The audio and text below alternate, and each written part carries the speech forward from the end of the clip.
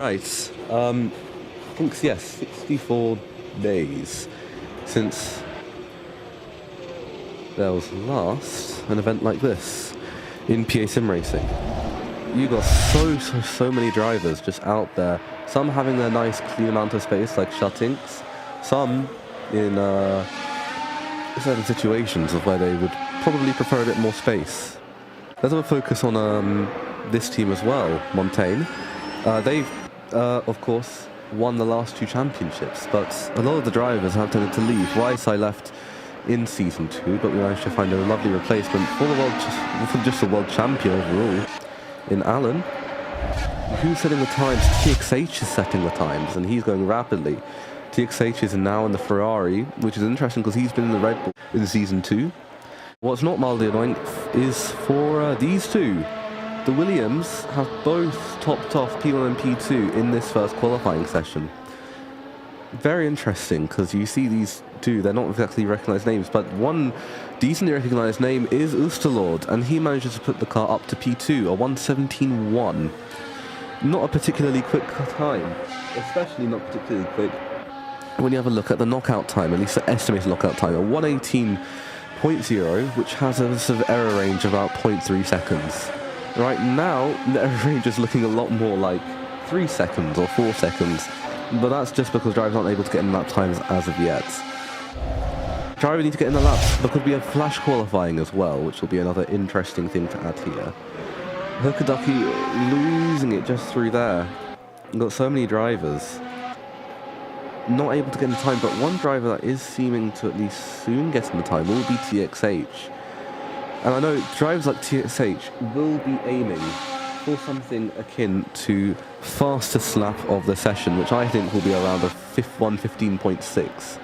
Fastest lap overall will get you 1 point, 1 extra point. And again, qualifying points are completely different too. But even if you qualify in 8th, you can still get the fastest lap points and at least earn some on the board. Regardless of that, TXH is heading out. Into turn 1 will probably be down to 3rd, try and make it clean. It looks to be kept within the track limits, and he'll be at least willing it to be kept within the track limits.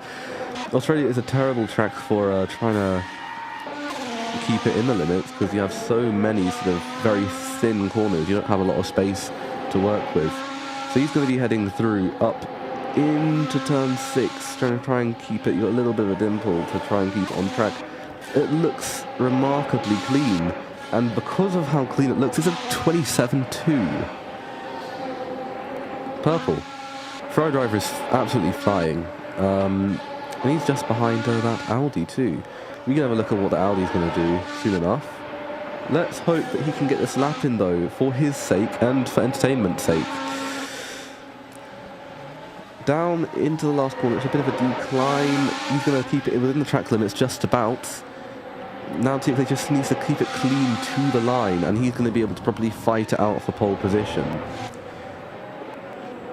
Now let's see.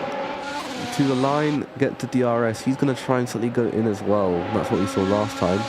Let's see. TXH to the line. He tops the session. It's a 1:16.1. Of course, we also need to remember too, he'll be going through to fight for pole position. The previous pole position held by Yushi. It's a 1:15.941. Let's see.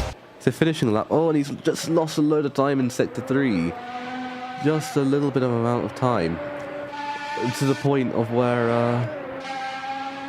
he just about missed off. But he's still going to be fighting for pole position.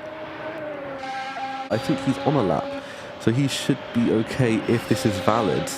But leaving it to the absolute last second is never good around Australia. So let's just hope for his sake that he can also get up into the top 10.